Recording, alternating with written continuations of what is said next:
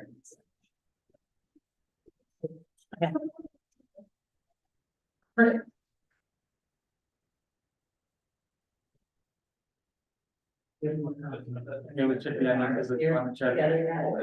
don't know what he wears. I don't know what I'm supposed to wear. The sleazy, that's for the land. Yeah. Buttons on, Yeah, maybe a gold chain. Kind of a certain amount of checks going in. Does it say it's on, Heather? You too. No. That's just Brett might be. Okay.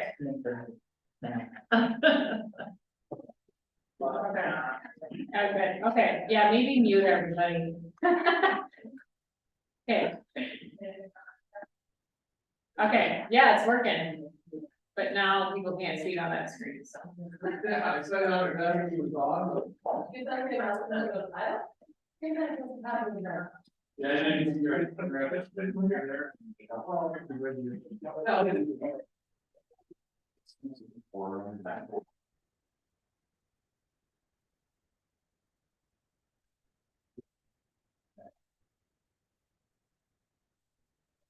You have kind of the same banner. Yeah. Okay, good. I remember when they, because I was on the board with Eagle Center when they devised that color one. And in part, it was just pulled out very nicely.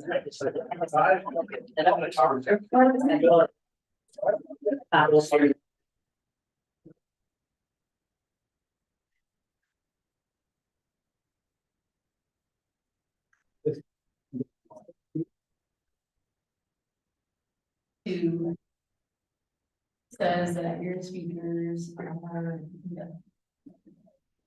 Yeah, Dean, can you grab a visa breaks? Yeah. Hey, ask him. So did he breaks?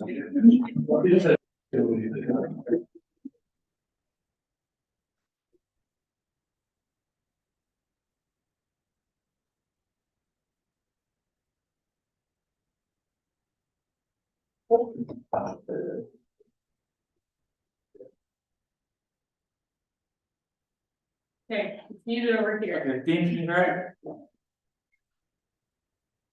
I can barely hear you. Dean, it says you're muted. Can you unmute yourself and tell us if you can hear us? I can barely hear you guys. Okay, I know why.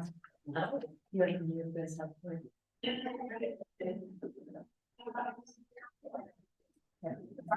Now, can you hear us?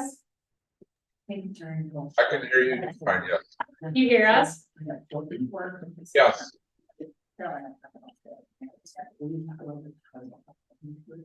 Yes, I can.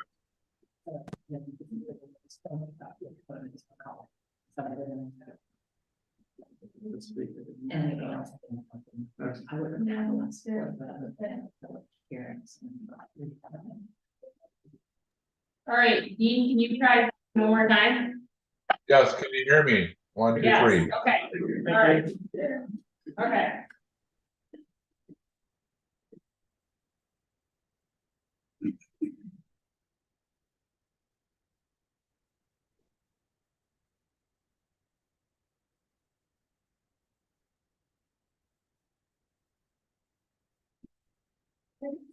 John will not be here. I think. Well, here, John.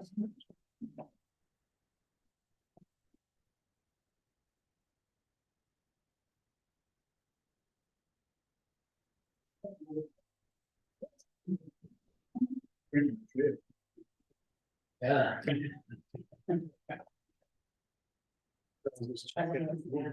Oh, very good. Like, be forever. All right, we have our first visitor come. Good to see you. And under additions or. Changes or additions, just let her read them. Sure. Okay.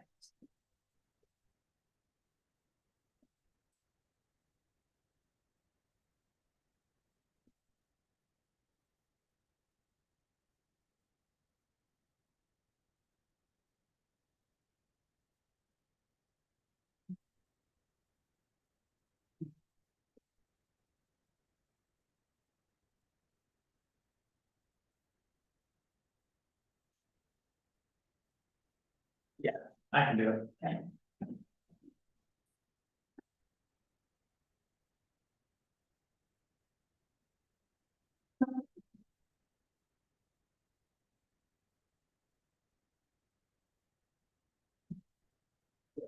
That's. We're gonna be deciding that. John said maybe.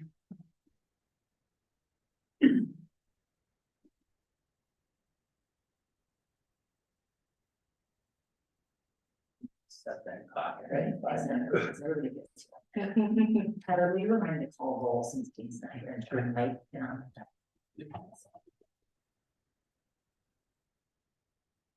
How are you? Hey, everybody. It's probably biding our time till the hour in case anybody joins online or comes in right at 6.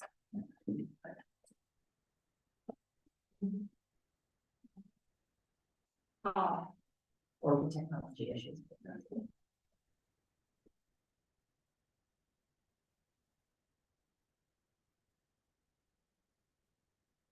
okay, something happened to you, Tyler.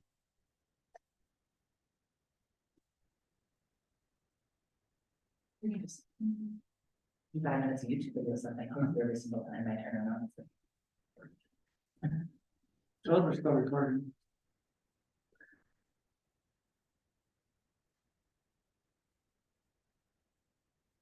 Even.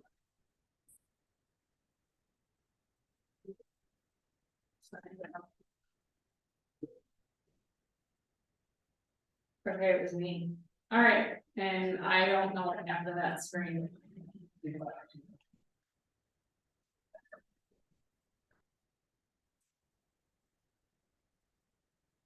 This is why we decided things would work better if we weren't on the Chromecasting answer, so. No matter what, hopefully, nothing's gonna cut out over there, it'll just cut out for me internet wise. Yeah.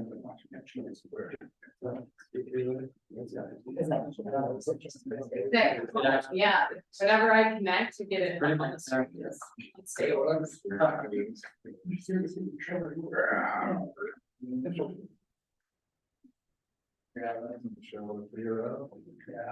At least they have a lot of. Yeah, because it's a delicious. You know, which is God, man, I'm sorry. Of course, now we got it's not.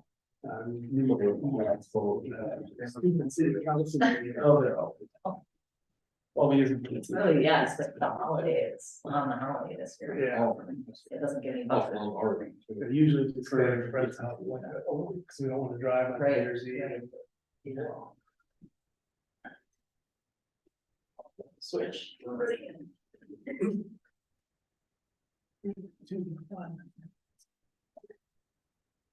And for live, they would be kind of good.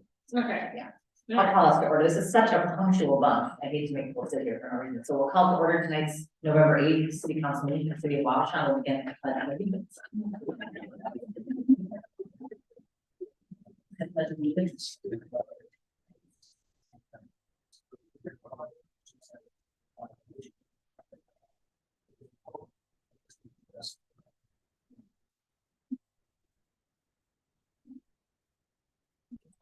Any formal guest speakers tonight, but we always invite public comment. If anybody wants to make a comment for the record, either here at City Hall or if you happen to join online, we'd love to hear from you. Just keep your comments to about 2 minutes. If there's anybody that's been added, do Preston plans to make some. you want to say anything else, Preston? Sure, go ahead.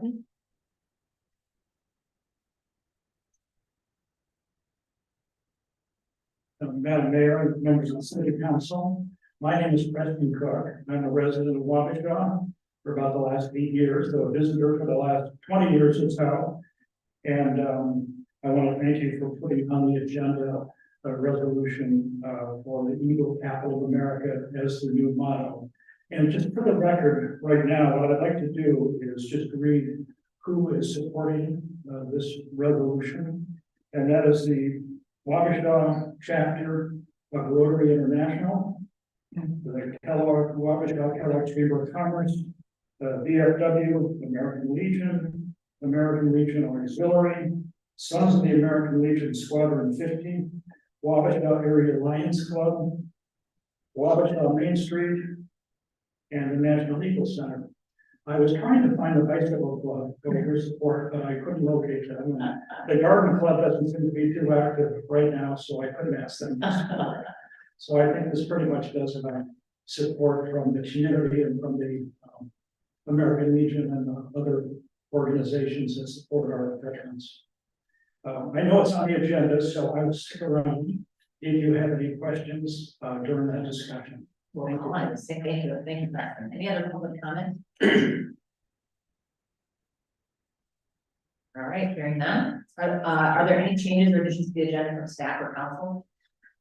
Just the addition of, it was put on the agenda, but added, I think yesterday was the resolution accepting donation of public spaces, our sacred spaces mural. Item number 10.5. Okay. Anything else? Yeah, right. Can we just move 10.2 to 10.1? Yes, yeah, just I mentioned that. We'll flip those two. Remind me if I get it wrong, because Ryan's gonna take off.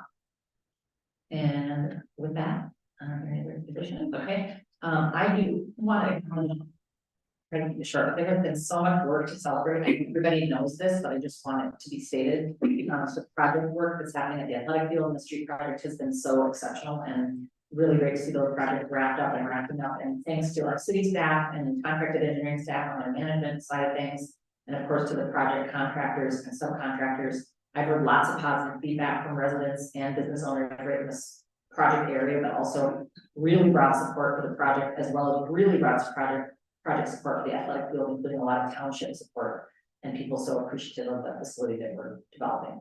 And the city just looks beautiful, actually, thanks to Public Works. Everything looks great. The sweepers have been out and everything's just in wonderful shape. And we're going to celebrate Brandon's anniversary. You're going to talk a little bit about his contributions, but thanks to all of Public Works, not just our new projects, but everything has been really well taken care of. And I just talked to Tony today about when we do get light posts, there'll be reordering of banners. So that'll be nice, a refresh of some of those banners that have been, for the most part, totally funded, I think, by other organizations. So that's cool. And the street project is not without impact. You may have seen there was a KTTC short news segment about impact on businesses. So I don't know if to tell this group, but you know, I just want to always remind us always support our local businesses, especially those that rely on foot traffic. There have been, you know, impacts to those businesses for sure, even though they've made lots of efforts to get people in their doors. They've also been doing a ton of events through the holidays for the Halloween season, which is great. And then of course, Small Business Saturday comes up on November 25th. And then the holiday market and tree lighting, which is always a big success, and I know businesses really appreciate that traffic, is on Saturday, December 2nd. And that precedes our next council meeting. The tree lighting is in Heritage Park. The holiday market is throughout that area, including Urban Carroll. And it's always cold, but it's always wonderful. The library has just had a slew of great programming. Today was a photographing birds program, and that was a Bird City activity.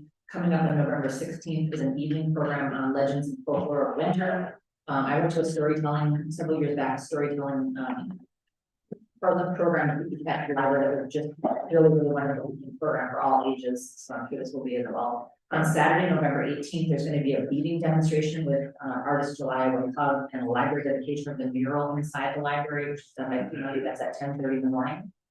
And then on Saturday, also from 1:30 to 2:30, Washington Main Street invites council and city staff to the dedication of the mural that's on the Big Joe Alley side of the amphitheater. There's been lots of sponsoring organizations, including Blandon Community Boost Grant Funds, but also the Southeast Minnesota Arts Council. And that has been a really well orchestrated project that pulled together a lot of funding sources to present this public art for the city of Wabasha. And if you haven't seen it yet, on the Main Street, Wabasha Main Street webpage, or also circulating on Facebook, part of this project was also a video, so a video installation, but a video explaining the significance of the mural, how it came to be, and what the images represent. And that's really interesting. It's very well done. It's produced professionally. It's really casts the community in an interesting light. Veterans Day is Friday. City Hall will be closed Friday. But the program at the school is always fabulous. It's at 10, and there is a 50-year tribute to Vietnam veterans this year. I know they've been working hard on that program. The chamber, with its lease from the city, has hosted their first event in the barn. I was not able to go. I don't think anybody did. I heard very good things. So they're activating that space for the community. We had a lot of really great interactions with our legislators in the last month. Probably going backwards in time, but we had a visit with our House Investment Committee, Capital Investment Committee, who's doing the bonding tour. You probably remember they did that and came directly to Wabasha. We hosted that at the Hill Center in 2021.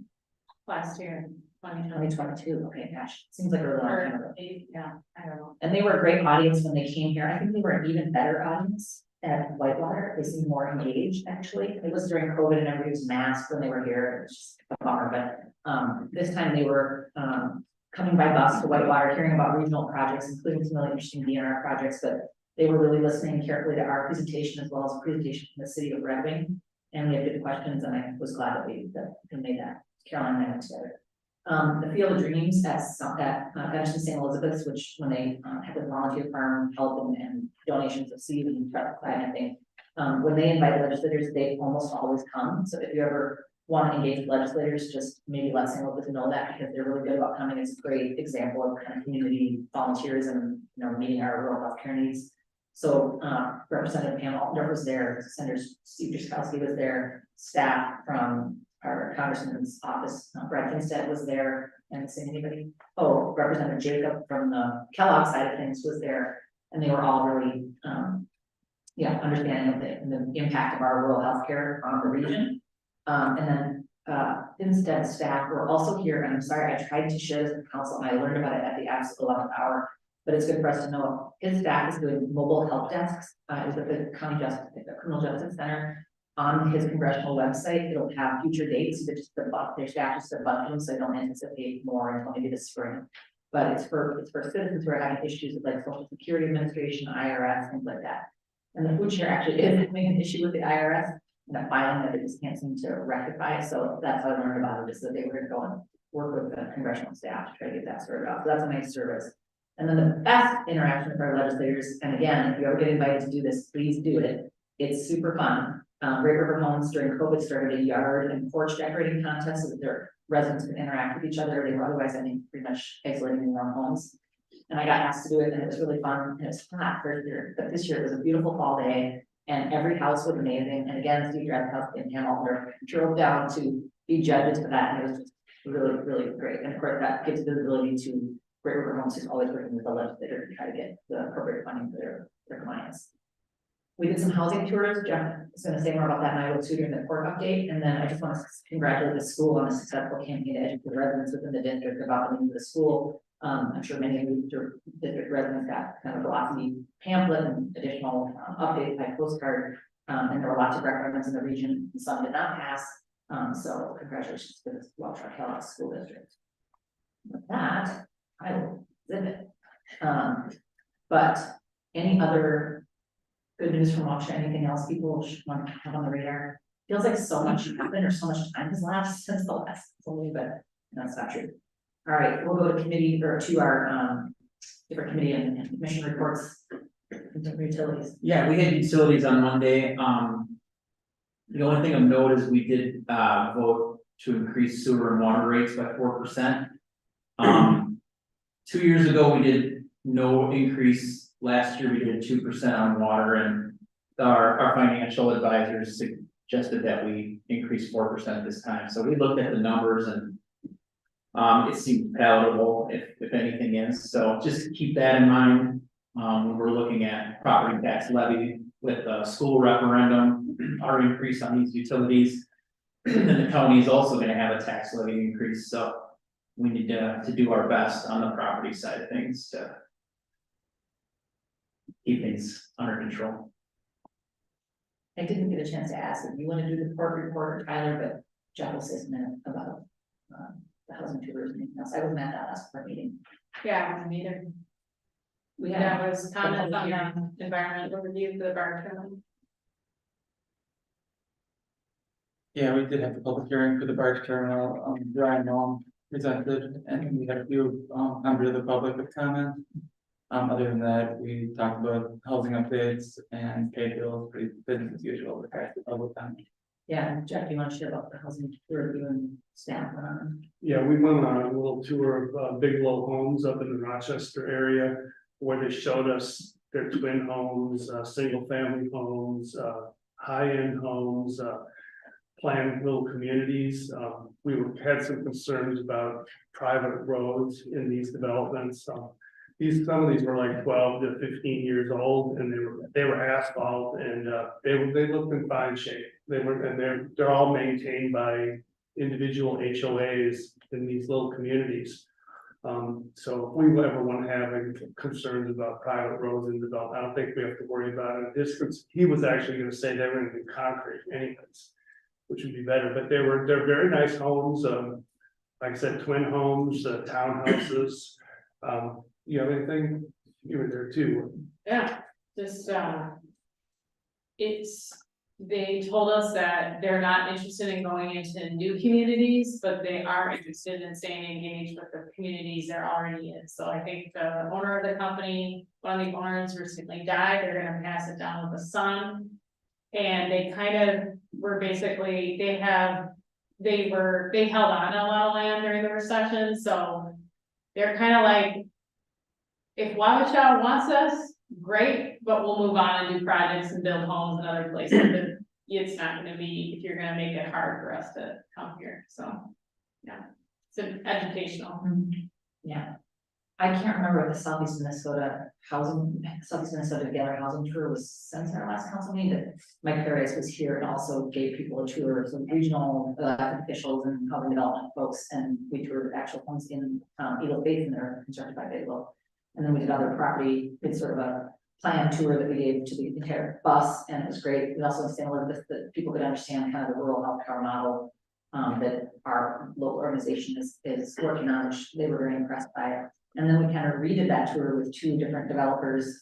You want to be saying more about this in your administrator update, but Carolyn and I have joined Jamie Judith, who's done some development like we could imagine downtown in Pine Island, and saw some definite prospect in that site. And then with Three Rivers, we're looking, their niche is families, and so they want to do a family affordable housing, and looked at a site that's not in the floodplain, is really ready to go. They're looking to establish a project that can qualify for long-term income tax credits, and they need to identify a site by the end of the year or the beginning of next year anyway. We'll continue to work with them, but it was very good. We got good reception from both totally different types of developers, but they're really happy to see the work that's been done in Wabasha, and want to continue to be in contact. So. And we got some good insight on some marketing, the way the market is, because he was saying, like, I can't remember which way it was, but it was like they built houses for seniors, but they found that a lot of young families were buying, or it was the other way around. But it's a little, they were a little bit surprised on how it was working. It's all, and it's price sensitive, obviously. That's the big driver right now.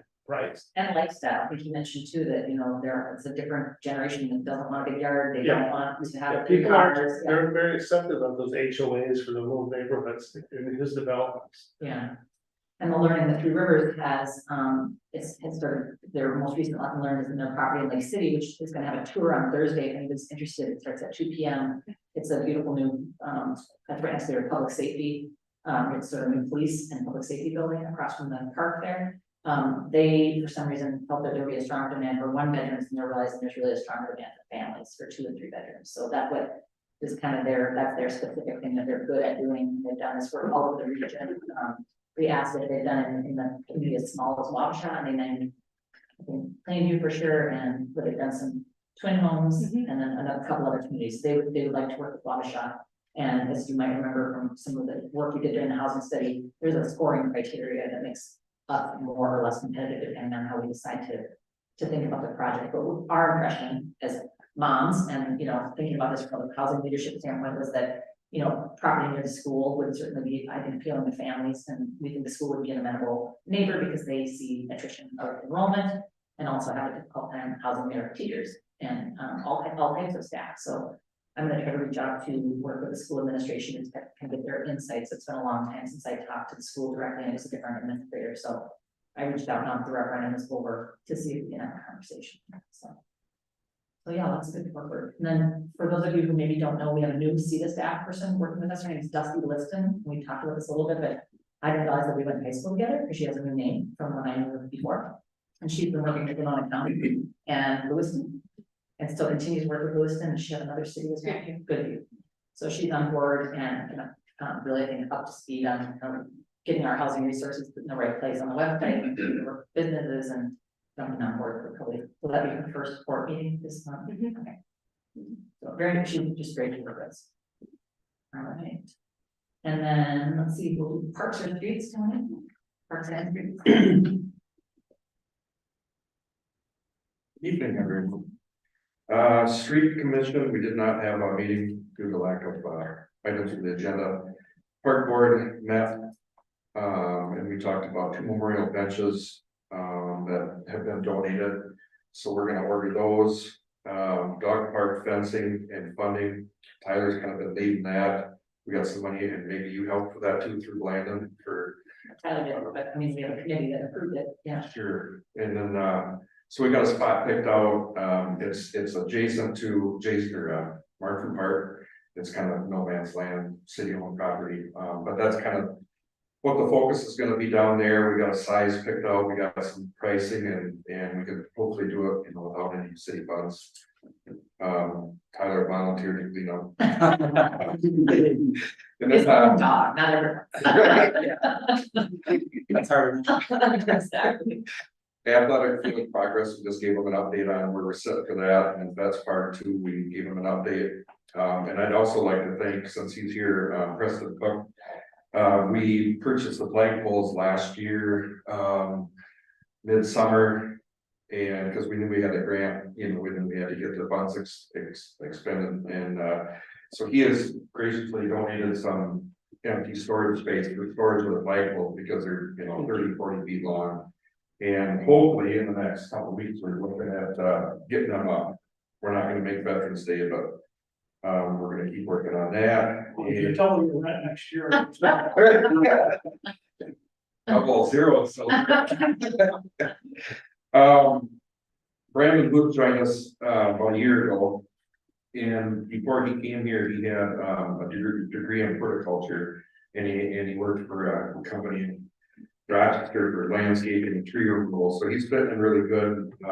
It's kind of nice to Brandon, why don't you go down there and take a look at that and see what, because I don't know, what looks good nowadays. I'm gonna get the whole ages, but so he goes down and he's done this to some various different spots on the beach park. We used some funding that was donated to us, and then Ike's Park, he worked up that too, and some different signs. So he's gonna keep working on that. But it's really nice to have somebody like that can just tackle something like that and run with it. But Brandon has taken and will continue to take the lead on planning projects at our parks. Beach Park is a great example to showcase his talents. If you haven't been down there, probably looking kind of weathered now until spring, but he removed a bunch of overgrowth and made it look really nice. So brings a lot of previous experience as an arborist too. So him and Matt work good together with removing trees and planting trees. Brandon's toughest challenge when he got here was taking over the big dump truck and the snow plowing route that is mostly up on top of the hill and then out wherever the drifting is and most of the bad weather. But he was pretty nervous at first, but we was like, come on, you can do it, and he got the hang of it without any problems, and he's done very well. So Brandon's fun to work with, and he always presents a great attitude to Riley and I and his coworkers, and then to the general public. So far, I hope he's here long after I'm gone. It's been really good. So Thank you, Tony. that's all I got. Awesome. And Lynn? So we approved an IUP for the temporary fill down at the fairgrounds from the street project. And then where the discussion with Bigelow Homes came up, as we had a discussion planning about Eagle Basin and having that type of development out there at that open spot where you kind of come in on the right hand side. So I think there'll be more to come on that. We didn't have too many concerns with it from a community or commission standpoint, but there was a few. But I think the tours really kind of solve those problems and stuff like that. So otherwise, that was about it. We'll have a planning commission meeting next week. All right, then we'll hear from Carolyn, staff, in all categories. Hey, congratulations, Brandon.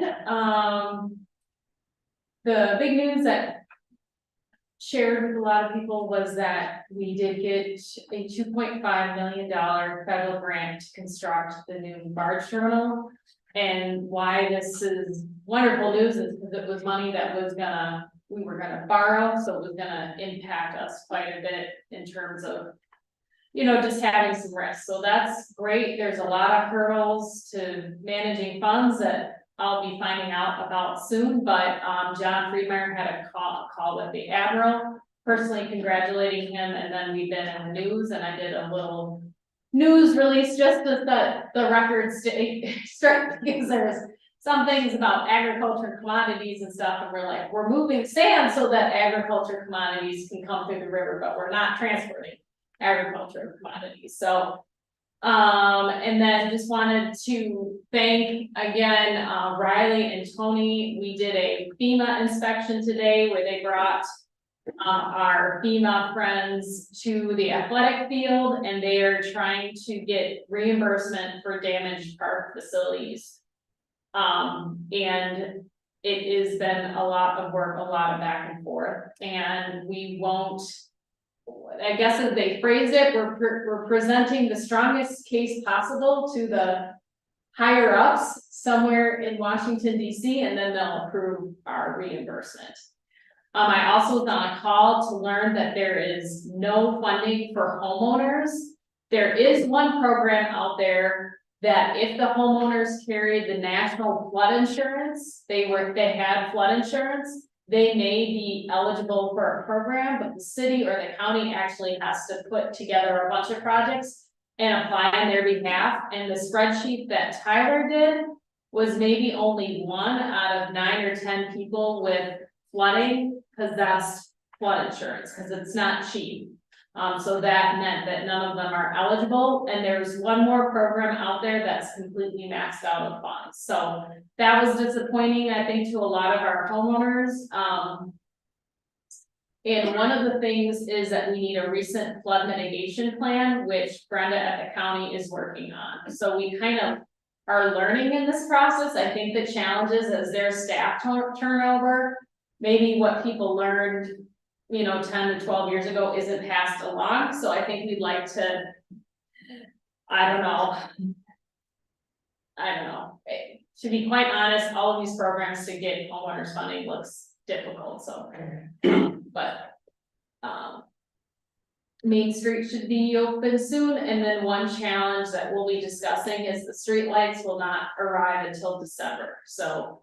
I'll just be talking again, is there anything we can do to kind of keep people safe at night there, but. And this number has changed, but the athletic field steering committee, I think as of today's date, is up to $320,000 in commitments to the athletic field. So, really thrilled with how well that has gone. So what we decided is instead of launching a really time-intensive and asking people for raffles that they probably don't want to do, we're just going to try to do a huge celebration in May and have donation cans out, but we'll probably just wrap up the campaign with 320,000 or more. And we're gonna run hopefully a full page ad in the visitors guide and the Wabasha Daily Herald and do a donor board and just spend some time recognizing the donors. So about 2 people donated half of that amount, so we're excited. So Really amazing. Yeah, it's a huge volunteer commitment for those folks that work on that. Very, very grateful. One more thing about, the sort of the learnings and the forgettings for people like Tony, been here a long time, I think, predecessor probably passed on what they knew. But what I thought of was when in 2019, we started to have the big map and kind of writing all the things to do when we hit this level, things when we hit this level. There's almost like a book of what do we do before we even enter flood stage or even come close to flood stage in terms of reminding the public that disaster assistance is not going to assist homeowners. And I sat through a webinar about the National Flood Insurance Program, and it's very complex in terms of what you can qualify. For instance, this is just a pragmatic learning. A basement qualifies if all 4 sides or all sides, more than if they show a little square house, but many houses are not, all sides of the basement must be underground. So like a split level where that's not the case wouldn't qualify. So there's a lot of insurance and then additional insurance people would want to take on. But I think communicating more broadly, especially because we know the total line properties that are likely to be impacted, making sure that they're aware that disaster assistance, the city's not going to be able to provide disaster assistance to usually compensate them for anything. And that whilst it is expensive, if we are predicting flood risk, it's like they need to get that policy in place 30 days before there's a flood event, so I think. You know, we should be loud about that and ensure that we're notifying people, it's not FEMA who's going to the rescue as, you know, an agent of the city, that won't be the case. And that they're underscoring like mantra that they want people to walk away with was, you know, disaster assistance is not a replacement for flood insurance. And I think that's kind of the message we want people to have, and that, like, for instance, East Main Street, there's lots of neighborhoods that are impacted, but that's the street I walk the most, you know, there's quite a bit of turnover in those small homes, which are kind of starter homes for a lot of people. And so, yeah, they don't know, they don't remember those residents don't remember the last flooding, so there's kind of a public education piece involved too. And I will say that I know Darren told people you're probably not gonna be eligible, but we wanted to keep the hope alive if there was, and I definitely found out it's not available and people were still pretty just. Yeah. Yeah, all right. Then we have a consent agenda, including our council minutes from 10-3, the November warrants, the property tax assessments. To pay application number 3 and 4, the street utility improvement project, as well as a pay application number 4 for the athletic complex. And license approvals for the school and, yeah, for the school prom raffle and the chamber for their temporary license for Crumbly Man. We have a motion to approve the consent agenda. I'll make it. Second. We have a first by Jeff, and a second by Brian. Any further discussion? All those in favor say aye. Aye. Aye. Do you want to do rules? Aye. Thank you. Yeah. I should have said, we're all present except John Friedmeier. So, anyone opposed, same sign. Thanks. Okay, and then, we have no public hearing tonight. Under general business, we're gonna flip 2 and 1, so Ryan wants to talk about. Did you want to discuss the budget? I think he's just here. Right, sounds good, okay, very good. Okay, so that's me, okay, so we're gonna approve the city budget in December. And I got feedback about a target for a 6% levy increase by Councilmember Woodley and Sulla. And we received our actual 2024 health insurance rates. Overall, the increase was 8%, and deductibles also increased. So what we have proposed here that is a bit challenging to explain is we budgeted for the city to take on the additional premium cost and kind of split the extra deductible. So we have a very small increase on the HSA benefit that amounted like 0.02% in the levy. And then it basically means that it's about the same percentage of potential deductibles for employees is covered by the HSA benefit that we provide. About 60%, but in a dollar value, it will increase a little bit for employees, the deductible. And then we were able to increase the number of fees in this next budget, just because we could look back at actuals for pool and campgrounds and pretty much assume that what happened this year for campground fees and pool fees. If you recall, we raised pool fees last year and campground fees. So that helped the levy a little bit. And then Ryan had proposed an additional paramedic and was able to look, and we were able to look at current ambulance revenues and be able to project out through the year. And so with that additional paramedic, I was able to adjust projected revenues to a level that we still think is conservative. Right, Ryan, and we're hoping we'll go more, but we felt comfortable with what we did there. And we got a few more townships come through with commitments, so we were able to increase the township revenue since last time. And made some adjustments for the Port Authority levy. We found out that it actually is about 5,500 less than what we could. And then I just wanted a feedback. I think every year for the past few years, I've presented final outcomes and numbers and then heading on in the budget. So if people still think that's helpful, I will do that. And so just looking for discussion and feedback, because if someone's like, okay, you know, I don't like 6.02% and I'm not gonna vote for it, and I'd like to see this change or this consideration, then I can, I guess, do that now. But yeah, But otherwise, what we did is we didn't reprint the whole budget, we just did the overall, so we're at 6.02. And like I said, what was helpful is being able, I went, and Tyler and I went line by line in terms of our revenues and fees and just try to update projections based on last year. Well, it's super good news that we don't have double-digit health insurance increases, because I was a little worried about that. Yes, for sure, that final presentation is excellent. I get lots of public feedback about how helpful that is for people to understand where their taxes go. Yes. I guess. Anything looking at. I appreciate the work to keep her at 6. Okay. Well, it's not magic. Seems like magic.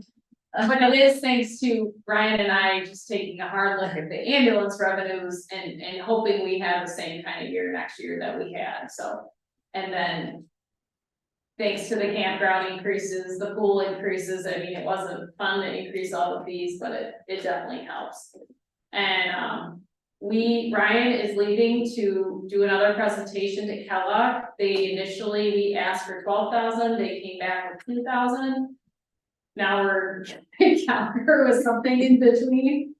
And then we have work to do with Greenfield Township.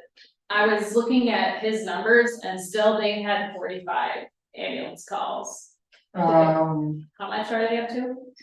More? Contacts, I was doing patient contacts. He's breaking out the data into patient contacts and calls, because sometimes we have a patient contact when we transfer them out of St. Elizabeth's, in addition to a call to someone's house. Yeah, 46. 46. So outside of Wabasha, Greenfield Township still has the most calls, and the other townships are like 6 to 7 or 10, so. Well, this is a little out of place, but I was lucky enough to be a part of the site visit that the Department of Health does at St. Louis for their acute stroke designation. And they were so impressed and highly complimentary about response time and the collaboration and the importance of having, for instance, Cindy is a member of the ambulance service and a professional development nurse. They were really kind of jaw-droppingly impressed with a lot of the systems, and ambulance is a huge part of it, collaboration with many ambulance services, but this one being a major one, so you can tell the Kellogg folks that they got this, collaboration with their healthcare center got 5 stars, if that's the highest number. And we talked with Kellogg, it's just that, like, they have probably the highest taxes in the county. And it's a tight budget for them every year, and there was one other township, Highland? Glasgow. That is they're broke, basically, so, but everyone else that could actually is giving 100% of what we requested. Great. So. Outside Outside of Greenfield and Glasgow, all the other townships have given 100% of what we asked. Really good work. Those were a lot smaller numbers than what we have at Greenfield Township, but it builds a base for them to see how everyone else is doing. Yeah. So. Yeah, just as an exercise with Greenfield Township, if you go up on Highway 60 by the golf course, and then you have the houses on Arrowhead Bluff side that are Greenfield Township, and then the ones on the Skyline Drive that are City of Wabasha, and you're looking at very similar type properties in the property taxes on the Arrowhead side and Greenfield Township are thousands less than the equivalent houses in the city. And essentially, they're using the exact same services, I mean, so there's room to, I think they're just gonna have to increase their taxes to help participate. Yeah, we gotta get those meetings on our agenda and crowd, yeah, so we'll work on that, but. And I mean, our compromise can be that we won't go back into the beginning of the ambulance and try to collect all the money that we put into it so far. Anybody have any suggestions, or we can await our final presentation by Caroline? All right, with that, we will discuss, thank you, Ryan. Approval to bid out fire station, addition, what's a good alternate? Do you want to comment there? Give us a straightforward report, I don't know if you want to add anything or. we don't have a whole lot to really say besides it's, we're at the point where they can get it all on bids. Can just get the bid process going so we can, if we can get OWA to finalize the bid package, so we can get them here, and I'd like to see them all hopefully by the 1st of December. And then we can get back some ideas of what this building's gonna cost. I mean, that's the number one question I think you get asked the most, and I think that is on everybody's mind, including myself, is what's gonna cost us, and then we can go from there. I mean, that's kind of where we're at. We're such a wide range of, you know, price quotes that we look at, and how much the price of metal's gone down now and stuff, and, you know, I don't know, just, we gotta move forward, I think, yeah. That's all I got. Sounds good. And you had mentioned, you know, there's a USB loan. So yeah, so Jeff had expressed some concern about the balance of a CIP, so an option on the addition was to do a USDA loan.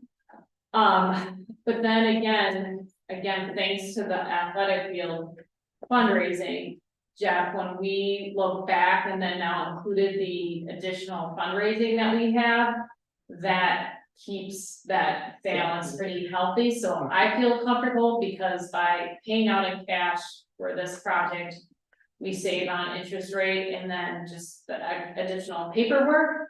And then it doesn't preclude us if we need to borrow in the future, then, you know, that capacity is there. And again, that capacity will be there with a large terminal grant, just keeps our folks healthier.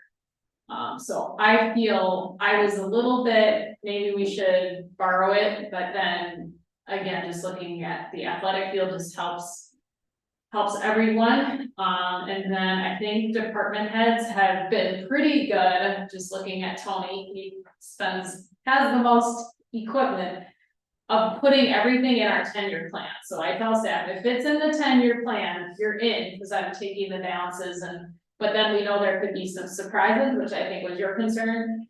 Jeff, I think a major surprise, that's why we keep our cash balance available, and then we could also, you know, borrow in the future if we needed to, so.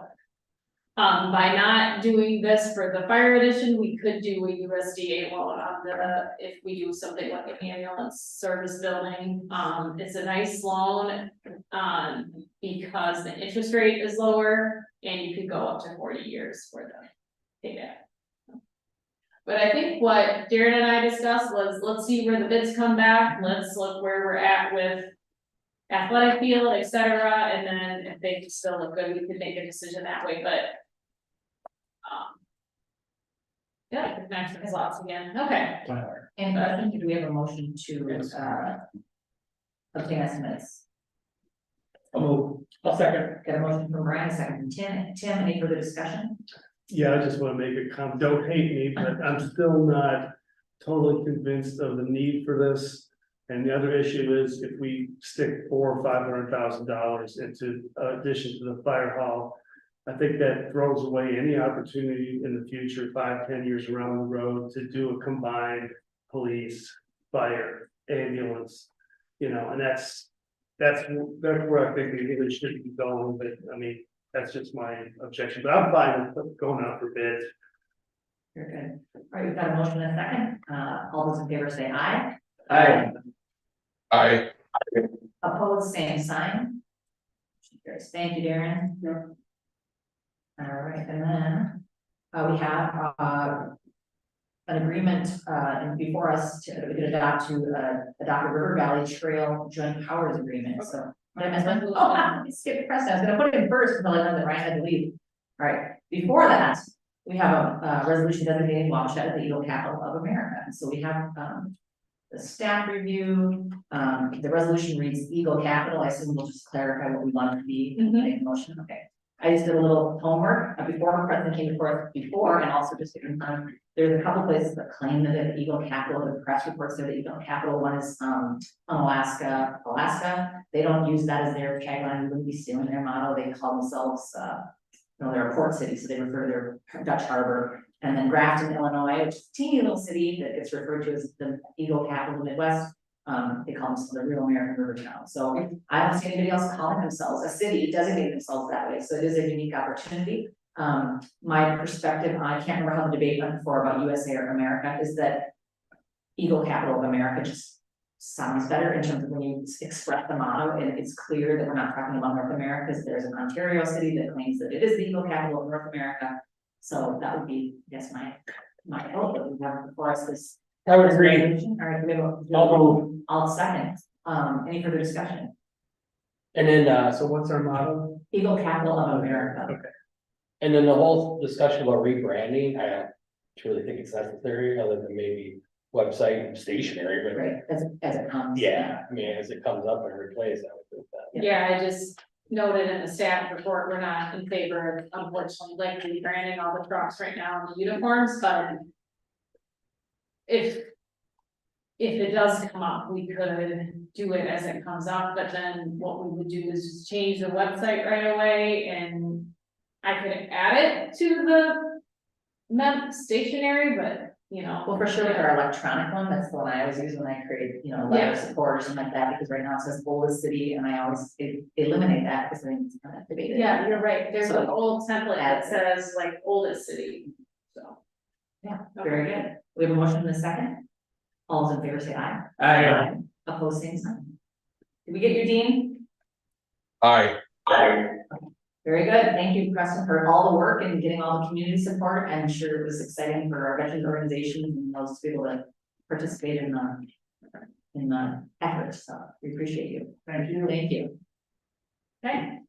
And we're never offended after an order of business that's of interest is done with you leave. Never, ever. People's time is very valuable. So now we'll talk about our joint powers agreement. I called Craig to see about how this kind of originally started, and I know it had been a long time ago, and he educated me about sort of the history of in the 1990s, the bridge at Kellogg in the township. I guess actually Greenfield needed to be removed, and Greenfield taking care of that. And immediately it sounds like the conversation started, but now we have no connection because we have to go out on the highway to connect our communities. And I came to the table, as a newly elected official and joined the Bike Walk advocates, and it was clear there had been a lot of desire for this to happen. And Craig and I would show up to all these meetings, and I kept thinking, how are we going to get anywhere if we don't have Kellogg or Greenfield at the table? So we really are lucky to have Kellogg and Greenfield at the table right now, as well as the county. There's been several meetings kind of to organize this opportunity. This would allow the joint powers to fundraise. It does not indicate that they have authority over the trail. The county's been pretty clear that they don't want to be responsible for the trail, so it would be the work to endeavor to fund the activity and learn a lot along the way, I'm sure. So it's envisioned as a multi-use trail for bicyclists, walkers, ATVers, and snowmobilers. So the snowmobile club's been really enthusiastic. There's been already some private contributions. I'm actually really impressed with what's happened so far already. So that's just kind of participating from 2019, kind of what I've learned. So we have action to approve a resolution. I'm willing to be appointed if anybody else would like to.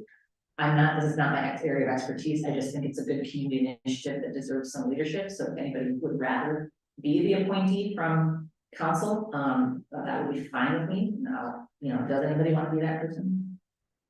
Okay. Then I'd be happy to do it. And also Bill Kay, I assume, is willing. If he wasn't, he would have said so. So we're willing to be the appointed members. And Craig, you're gonna be the Wabasha County rep, was my understanding, and then Bill was gonna be the city rep.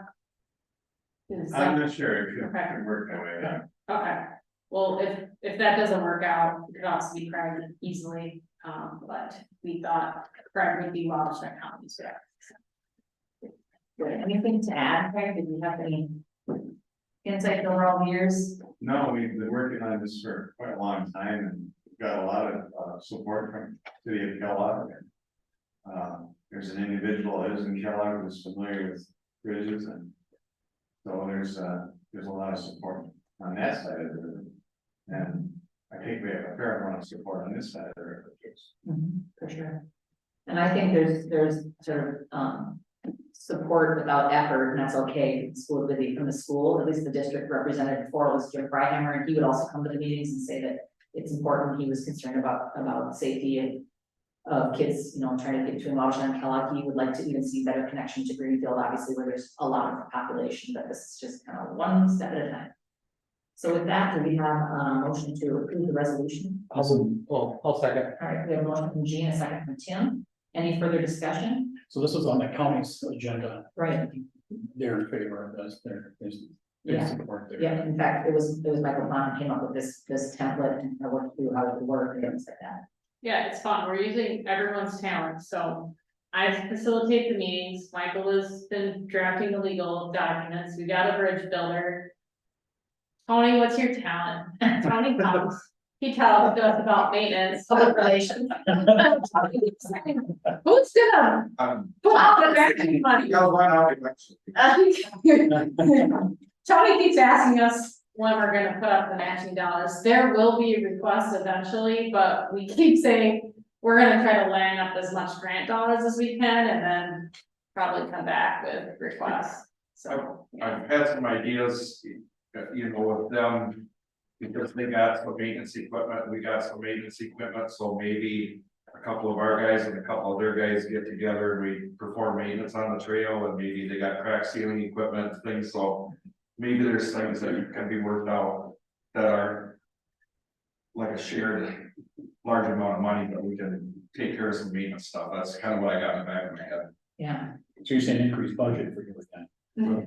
Well, I joined one call from an organization called so far.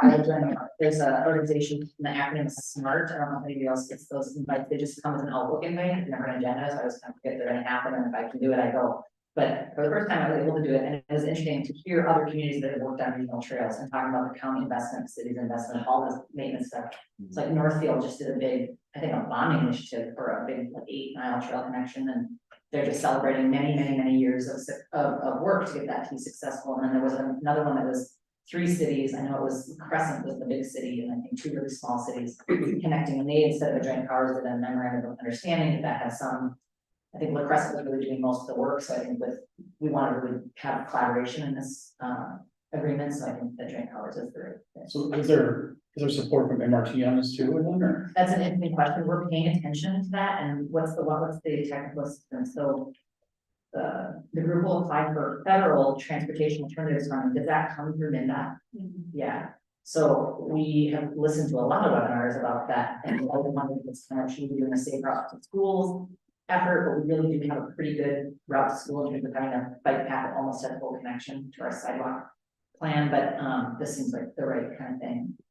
There's also just grant opportunities that pop up out of nowhere. We participated in one with Kellogg that was about connecting rural economies through like recreation. And I think we built a lot of really good narratives in that grant, which we didn't get. That was like a federal grant that, was kind of like, ooh, that's exactly what we're trying to do here.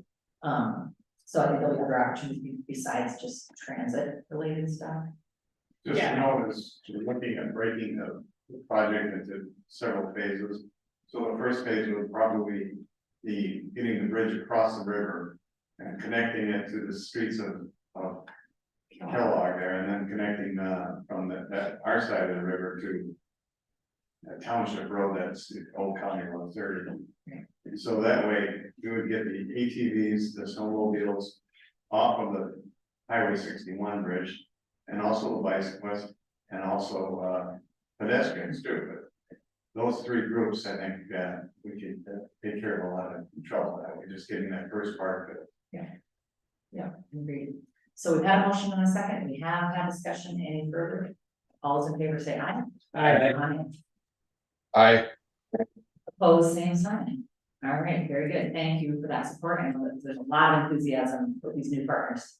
And some of them maybe were around for some of the earlier discussions too, and are feeling reinvigorated that this is back on the agenda. All right, and then we have a resolution to accept donation of the Public Places of Sacred Space mural. The mural is valued at, it's actually more valuable than this, but they're estimated to be $30,000. If you haven't been kind of tracking this project, this has been an effort of Wabasha Main Street, which is totally volunteer-led. Craig's on the board. They're able to corral what I would say the best talent that our local Main Street has is the ability to corral and resources that we don't have the capacity to do at City Hall. We don't have community development, we don't have an arts and culture program. And Main Street has brought in $40,000 from the artists on Main Street, another 10, I think, from Rethos. And this is another project in which they've been able to help provide an application for community boost grant money Southeast Minnesota Arts Council money, community foundation money, and then private donation money. And so what they can't do is own the mural. It's hanging on private business. It really is public art. And so the appropriate thing to do is for the city to own it. The cost is a little higher than when it hangs on our own property, like the one at the food chair, but it's a nominal cost to ensure the mural. In the incident that it was significantly damaged, whether a car ran into it or there was a weather event, it's not something that our public works department are going to be able to repair, or so it would require, a qualified artist to do that. So again, there's a great video on making the mural. I hope you look at it. Otherwise, any questions about this for? Thanks, we have a motion. Do we have a second? We have a second from Jeff. Any further discussion? So it says on here that if the building was to be torn down, we Yeah, could that's move the a- mural. Yeah, so That's that's, the grammar, sorry, left over from the food chair, so yeah, it's basically like if Hills Harbor didn't wanna house the mural, I guess, there anymore, we could move it, but on the final version of that resolution, I'll just take down that we're gonna demolish Hills Harbor. We might demolish the food chair building, so that was a typo that I just saw. yeah, so it's corrected already in the agenda. It says the murals or Hills Harbor were to sell. So there was because they wanted to beautify the back of their building, but not for their own business's benefit, really for the public space benefit, George has been a really active, willing partner. If somebody acquired that building in the future and didn't feel that same sense of partnership, this mural can be moved. Obviously, it was designed for that space. I hope that never happens, but with the food chair, it's kind of, that's the way, and actually with some of the work at the library, she Sue has conceptualized it as if it's on panels, it can always be moved if needed, whether the building needs repair or the mural needs repair, because of course, she does a lot of this work inside. So I think that's good design on her part. And I got to paint. If you ever get invited to work with Sue, it's pretty awesome. I was a little intimidated because it was a hard mural, but she made it very possible for people with amateur painting skills to be involved. And has over 500 hours of volunteer effort involved in painting. So really cool. All right, we have a motion and a second. All those in favor say aye. Aye. Aye. Opposed, same sign. Good. And now, a very significant list of donations. And it's something about that last agenda item that it does not unload. Here we go. Okay. Okay, to the library in memory of Anna Mae Woodley by Judy, is it Nose? The K is silent. By Judy Nose, $10. And to the athletic field complex, $5,000 from Burkhart Ringler VFW Post 4086, $5,000 from Jerry and Mary Arns, $1,000 from Preston Cook, $1,000 from an anonymous donor, $1,200 from Scott and Sally Bean, $5,000 from Perry Dental, $2,000 from Julie Lightman and Edward Jones, $10,000 Edward Jones, business, not a person, $10,000 from Bob and Linda Mann, $2,000 from Fred and Diane Schulberg, and for public works donations, 4 yards of concrete, which is the value of $602 from Wabasha Sand and Gravel and Ready Mix for the Veterans Memorial Park. Memorial bench at the valued at $1,217.62 in memory of Judith Barr from Carl Williams Zenith. Handicap porta potty, $175 value for the St. Jude Fishing Tournament by Jason's Portable Toilets. Do we have a motion to accept the donations? I move. Is that Tim? And a second from Jeff. Any further discussion? All those in favor say aye. Aye. Aye. Opposed, same sign. Thank you very much, you guys.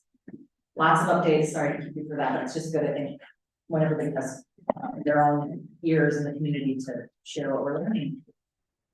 And we can entertain a motion. Thank you, Tim. Thank you, me, and all of the say aye. Aye. Aye. Aye.